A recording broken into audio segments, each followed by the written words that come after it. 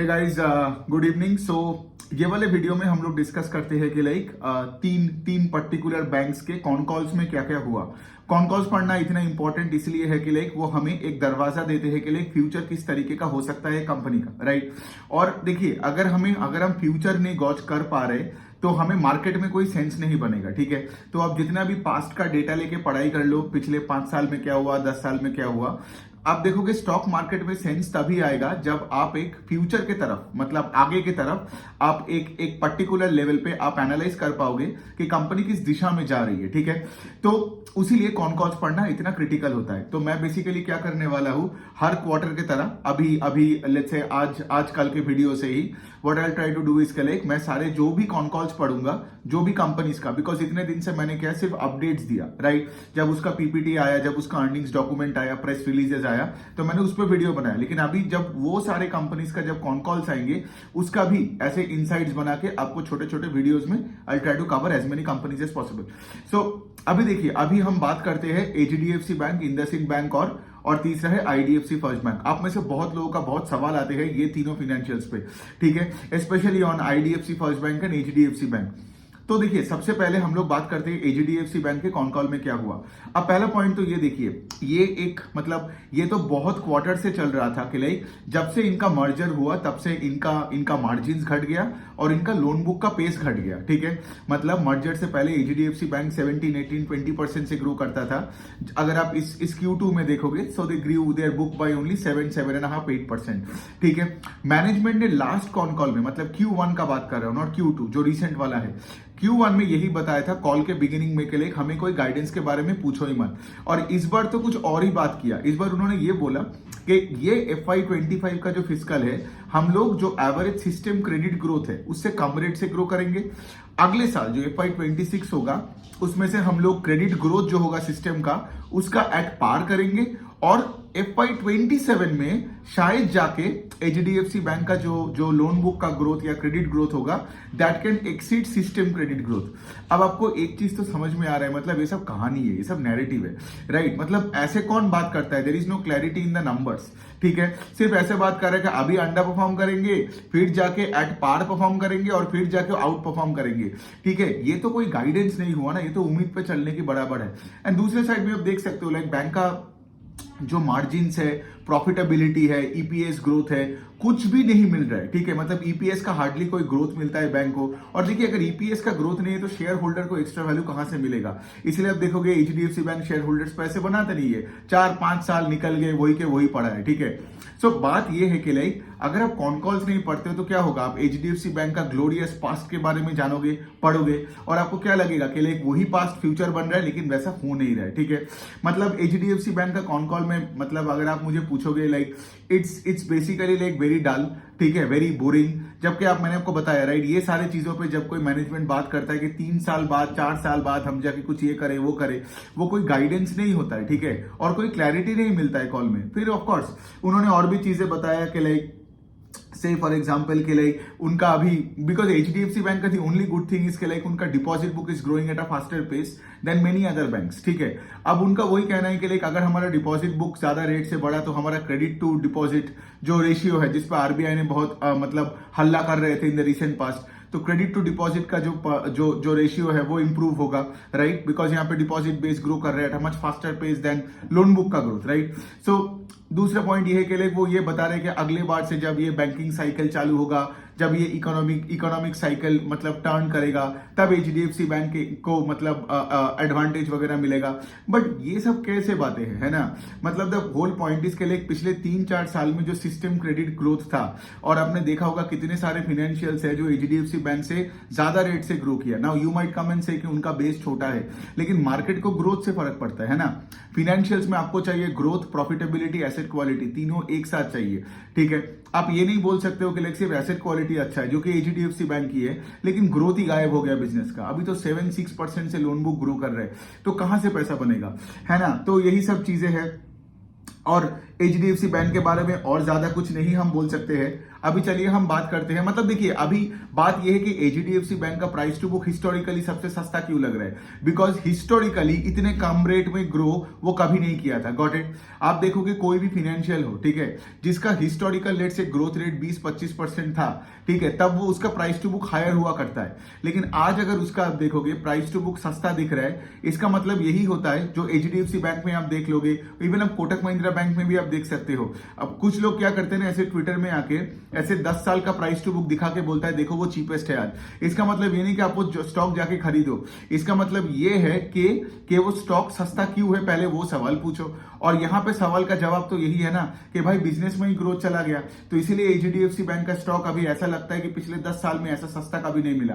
लेकिन इन्वेस्टर्स क्या कर रहे हैं, ऐसे लो प्राइस टू बुक में जाके जा रहा है और फिर बिजनेस 6 से 10% से ग्रो कर रहा है, मैनेजमेंट ऐसे कॉन कॉल में बातें करता है, तो उसके बाद क्या है, वही अटक जाता है ना। और उनके आसपास सारे मल्टीबैगर्स होते देखते हैं और उनको लगता है कि लाइक यार हम तो सिर्फ लॉन्ग टर्म इन्वेस्टर है, and they keep on increasing their time horizon, जबकि they keep on under performing year after year. ठीक है, तो यही बात है। अब देखिए चलिए आईडीएफसी फर्स्ट बैंक की तरफ।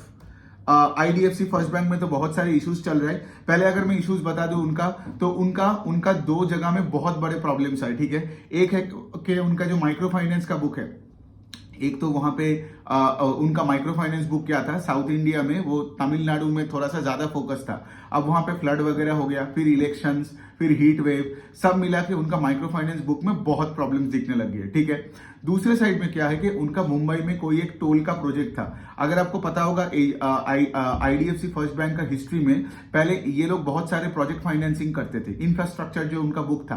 फिर उन्होंने आपने देखा होगा कि वी वैद्यनाथन आने के बाद पिछले 5 साल में क्या किया, इंफ्रास्ट्रक्चर फाइनेंस को, वो बुक को घटा दिया और एकदम रिटेल फाइनेंसिंग में आ गया। मतलब ये home loan, car loan, education loan, personal loan, so on and so fourth, right, MSME loans and all that. लेकिन क्या प्रॉब्लम हुआ कि अभी भी उनका एक इंफ्रास्ट्रक्चर बुक था, मतलब जो कि पिछले 4-5 साल में, ये जब से वैद्यनाथन जी आए तब तक वो यही कर रहा था। बिकॉज ये प्रोजेक्ट फाइनेंस में आपको तो पता ही है कितने सारे प्रॉब्लम्स होते हैं। आईडीएफसी का भी एक, वोडाफोन में भी एक एक्सपोजर था, चलो बाद में उसका पैसा मिल गया। फिर आई थिंक दीवान हाउसिंग में भी के साथ भी उनका कुछ था, वहां भी प्रॉब्लम आया था।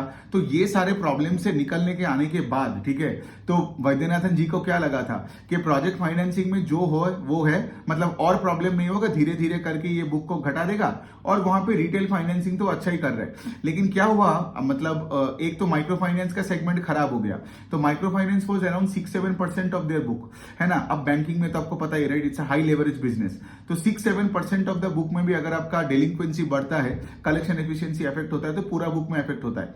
और उसके साथ क्या हुआ, ये जो मुंबई का जो टोल प्रोजेक्ट में ये भी प्रॉब्लम हो गया। अब क्या हुआ, सो बेसिकली क्या है, ये जो टोल का जो कंपनी था मुंबई, मतलब ये क्या होता था, गाड़ी जब मुंबई में आता है तो ये टोल का भाड़ा देता था, राइट। लेकिन क्या हुआ, स्टेट गवर्नमेंट ने रूल बना दिया नया से कि भाई किसी को टोल नहीं देना पड़ेगा।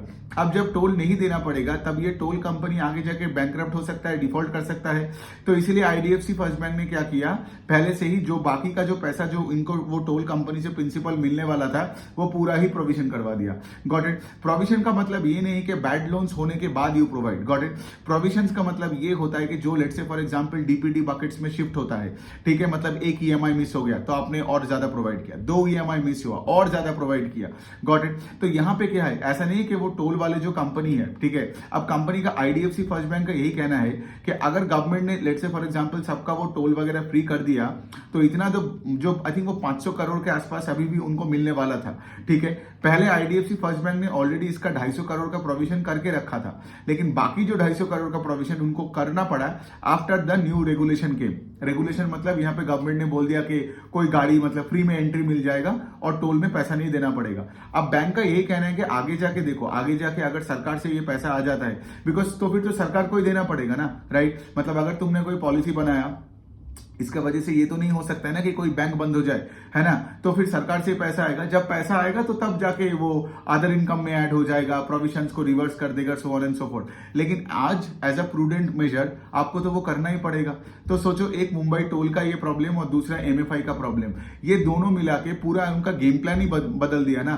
बिकॉज 2 क्वार्टर पहले क्या हुआ था, उन्होंने आईडीएफसी फर्स्ट बैंक का 2.0 प्लान दिया था that we will grow the book by 20% से अगला 5 साल, हमारा आरओए यहां जाएगा, आरओई उधर जाएगा, ठीक है। और इनका आरओई नंबर बढ़ भी रहा था, है ना। इट केम फ्रॉम, मतलब आई रिमेंबर जब से ये प्रॉफिटेबल हुआ फिर 2% से 12-13% तक गया, लेकिन क्या हुआ इसके बाद, इस बार तो पूरा इतना प्रोविजन किया कि प्रॉफिट आफ्टर टैक्स फेल 75%।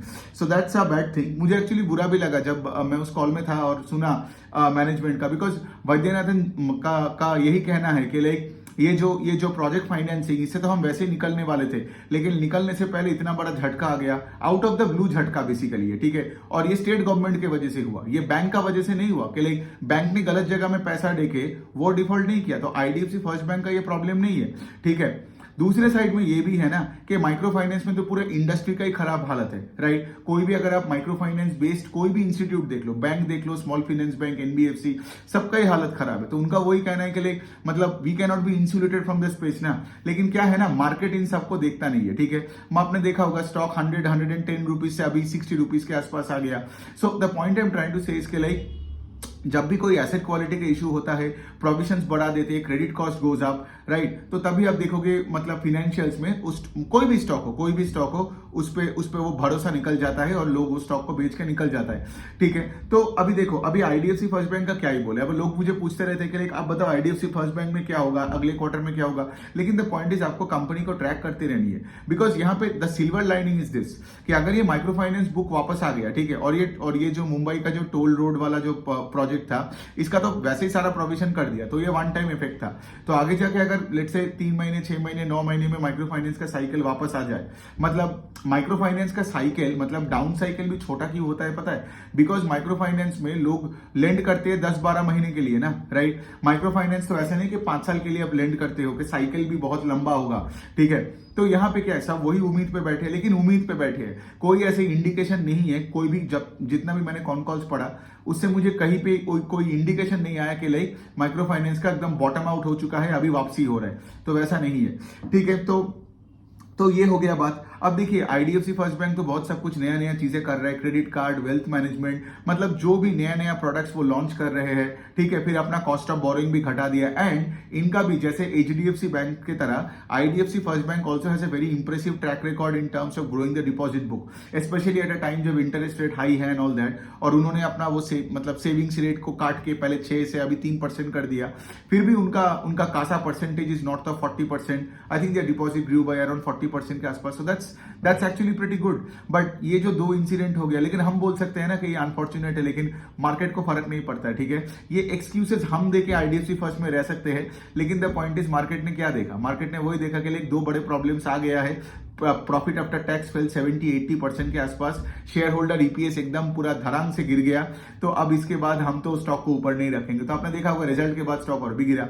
सो यही था कॉन कॉल में, और तो कुछ है नहीं। और यहाँ पे तो वैद्यनाथन जी एकदम मतलब भगवत गीता का बात करने लग गया था कि हम तो कर्मा योगी है, ये है, बिकॉज एनालिस्ट उनको ये भी सवाल पूछने लग गया था कि भाई तुम्हारे 5 साल पहले भी स्टॉक 60 रुपए में, आज भी 60 रुपए में, तुमने क्या किया। तो उनका कहना वही है कि हम छोटे बैंक को बड़ा बना रहे हैं, we are building something up, ठीक है। तो you just can't compare us with the likes of let's say HDFC और कोटक और एक्सिस, जो लेगेसी बैंक से फॉर एग्जांपल, या फिर एसबीआई, क्योंकि बात भी सही है कि like wealth management division, credit card भी उन्होंने नया चालू किया। और एक एनालिस्ट ने ये भी एक सही सवाल पूछा कि भैया आप एक बात बताओ कि एसबीआई कार्ड्स का हालत उतना खराब है, दूसरे भी जैसे अगर आप इंडसइंड बैंक का भी देखोगे क्रेडिट कार्ड का हालत खराब है, तो बहुत से ऐसे फिनेंशियल्स है जिनका क्रेडिट कार्ड का हालत अच्छा नहीं है।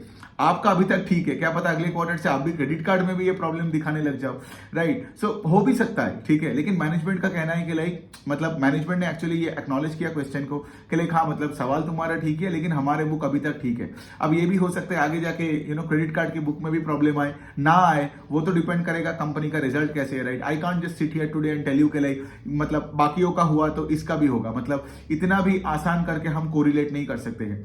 तो ये सब चीजें ही है, लेकिन ये सब कर्मा योगी का डायलॉग एंड ऑल दैट, मतलब it clearly shows that Vaidyanathan अभी थोड़ा प्रेशर में है, मतलब आईडीएफसी का जो सीईओ है, और उनका जो अच्छा माहौल चल रहा था लास्ट ईयर तक ना, मतलब इवन 2 क्वार्टर पहले तक, ये माइक्रो फाइनेंस का बुक, अभी ये मुंबई टोल का जो कंपनी का है, ये भी, इसका भी आगे जाके ये मतलब से फॉर एग्जांपल ये बैंकरप्ट हो सकता है, पता नहीं क्या होगा इसका, कितना इंटरेस्ट वापस आएगा, प्रिंसिपल आएगा कि नहीं। इसलिए उन्होंने क्या किया, वो सब झंझट लिया ही नहीं भाई, पूरा प्रोविजन करके दे दिया इसी क्वार्टर में, ठीक है। अब आके जो भी मिलेगा वो भी वही अच्छा है। फिर वो ऑफकोर्स फिर तो वो सरकार के पास भी जाके लड़ाई करेगा कि लाइक ठीक है, तुमने अगर गाड़ियों का टोल बंद करवा दिया तो एटलीस्ट तुम पैसा दे दो हमें, राइट। मैं तो यही प्रॉब्लम होता है ना। इसलिए आप देखोगे कोई भी इंफ्रास्ट्रक्चर या प्रोजेक्ट फाइनेंसिंग में यही प्रॉब्लम होता है, because there are so many moving pieces ना which are beyond your control. आप देखोगे एक कंपनी है, एक हाउसिंग फाइनेंस कंपनी है, अफोर्डेबल हाउसिंग और इंफ्रास्ट्रक्चर फाइनेंस, उसका नाम है हटको, ठीक है। वो सरकारी कंपनी है, वो गवर्नमेंट ऑफ इंडिया का ही है, ठीक है। लेकिन आप देखोगे वो कंपनी मुझे हमेशा डर लगता है इसी वजह से, बिकॉज हटको बेसिकली सारे गवर्नमेंट प्रोजेक्ट्स पे पैसा डालता है। आप पता नहीं कौन से स्टेट गवर्नमेंट बदल जाएगा, कौन से प्रोजेक्ट में वो तो पैसा दे ही देगा। और आपको तो पता है इंफ्रास्ट्रक्चर लेंडिंग में लाखों करोड़ों पैसा आपको डिप्लॉय करना पड़ता है, ठीक है। तो अगर वो एक प्रोजेक्ट या दो प्रोजेक्ट खराब हो जाता है ना, तो पूरा बैंक का पूरा जो इक्विटी बेस है वो गायब हो सकता है। सो बेसिकली देखिए हटको अभी बहुत अच्छा कर रहा है, ठीक है। मैं और ऑफ कोर्स ये वीडियो हटको का नहीं है, लेकिन मैं यही बोलने का कोशिश कर रहा हूं कि जो रिटेल बेस्ड फाइनेंसर्स होते हैं वो मुझे अच्छा लगता है, not the infrastructure based project financiers, जो जिसके वजह से आप देख रहे हो राइट कि आईडीएफसी ने ऑलमोस्ट हटा ही दिया है इंफ्रास्ट्रक्चर का उनका जो बुक था, ठीक है, पिछले 4-5 साल से। लेकिन देखो अभी भी एक प्रॉब्लम आउट ऑफ नोवेयर आ गया और 80% प्रॉफिट आफ्टर टैक्स गिर गया।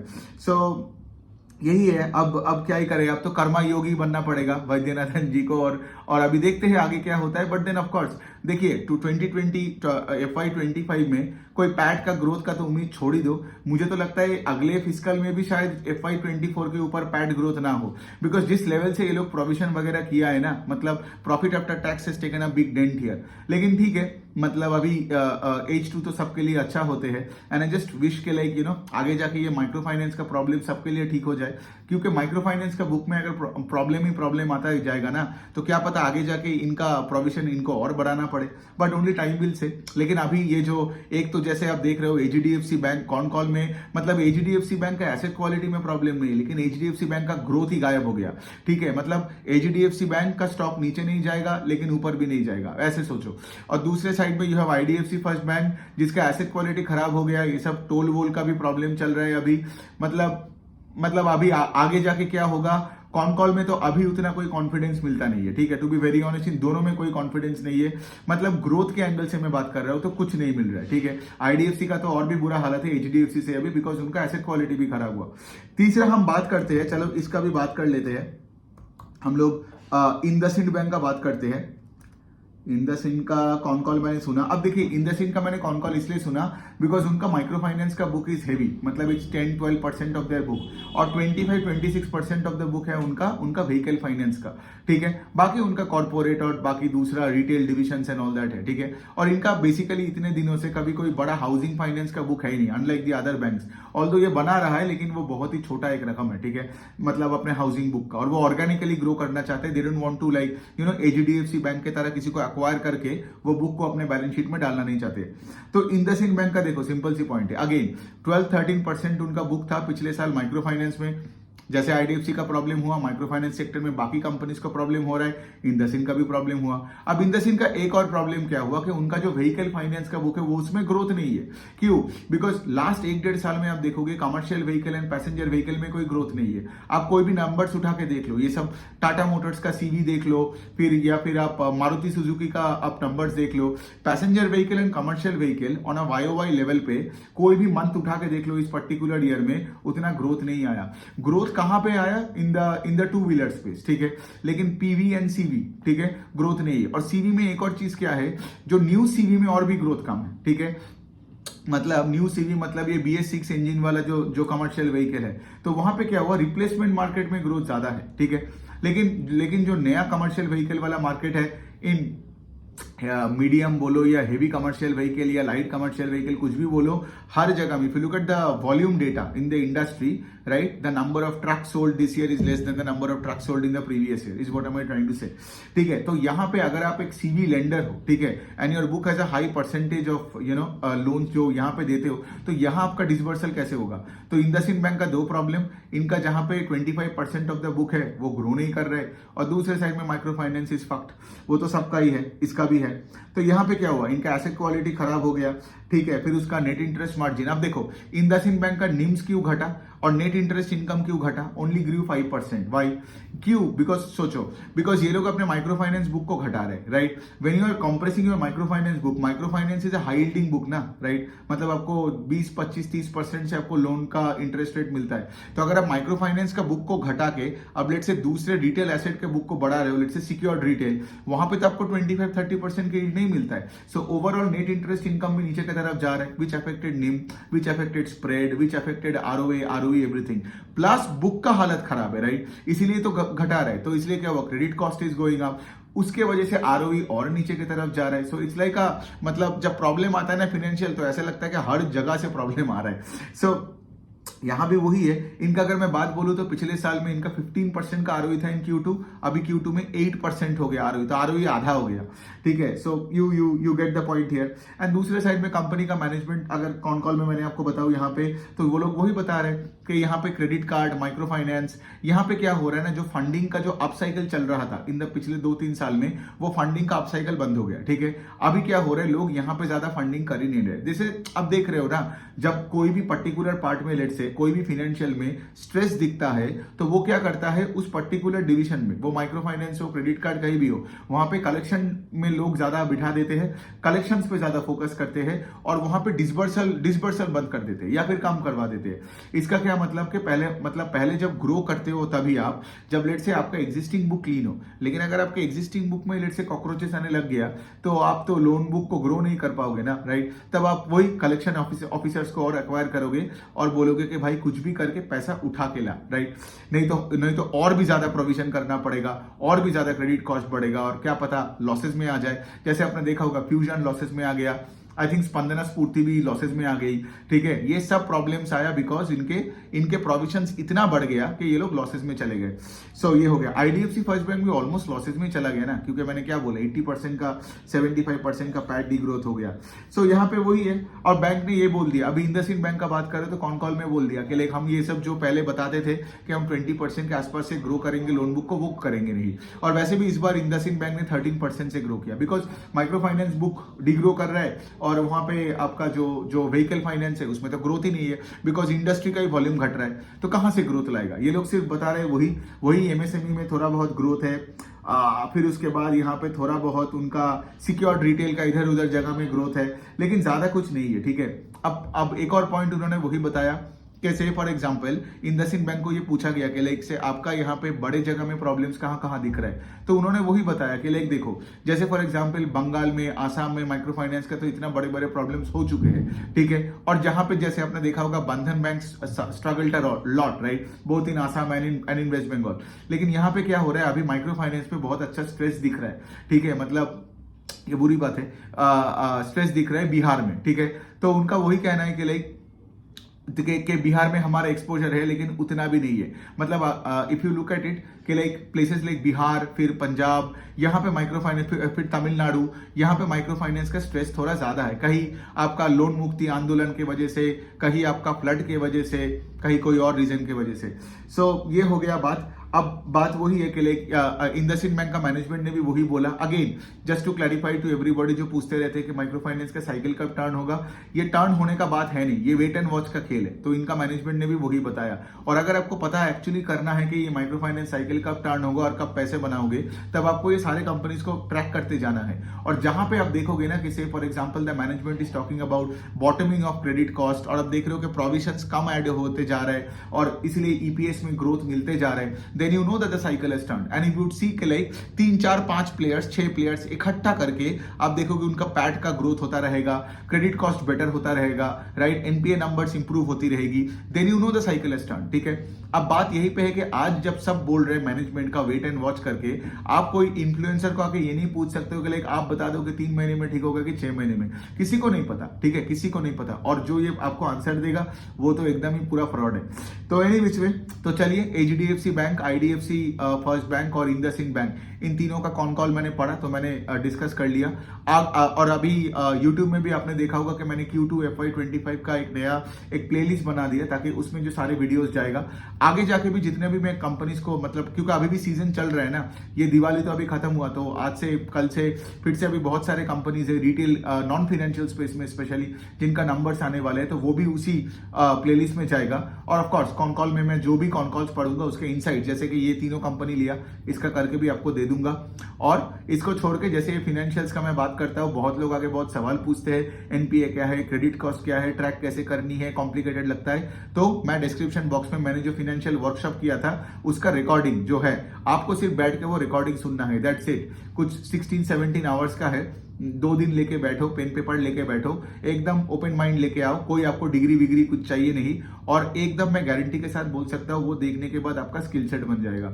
और उसके बाद क्या होगा, आप कोई भी, जैसे मैं एनालाइज कर रहा हूँ, आप भी मेरे जैसे कर पाओगे, ठीक है। कोई भी पीपीटी कॉन कॉल पढ़ोगे तो आपको झटक से पता चलेगा कि लाइक क्या क्या चीजों पे फोकस करनी होती है, गॉट इट। तो क्या होगा उस मतलब आपका एक मेंटल फ्रेमवर्क में बना दूंगा, ठीक है। और उस फ्रेमवर्क के बेसिस पे आप हर क्वार्टर में कोई भी फाइनेंशियल हो, ठीक है, शायद वो लेंडिंग हो या कैपिटल मार्केट्स हो, आप उनको ट्रैक कर पाओगे और आपको मिल जाएगा कि कहां से दूर रहना है और कहां पे आप पैसा डाल सकते हो, राइट। तो यही तो पॉइंट है ना, इंडिविजुअल कन्विक्शन लाना है, वरना आप कभी पैसा नहीं बना पाओगे मार्केट में। सो एनीवेज में चलिए, आपका जो भी और भी कोई क्वेश्चंस हुआ, डाउट हुआ, कुछ भी हुआ, आप मुझे कमेंट सेक्शन में लिखो, I will get back to you. और रजिस्ट्रेशन डिटेल्स भी मैं डाल दूंगा, तो कुछ नहीं, आपको सिर्फ फॉर्म फिलअप करना है, पेमेंट करना है 699 का, और वो स्क्रीनशॉट भेजना है, और उसके बाद I will give you access in the next 2-3 hours के अंदर ही।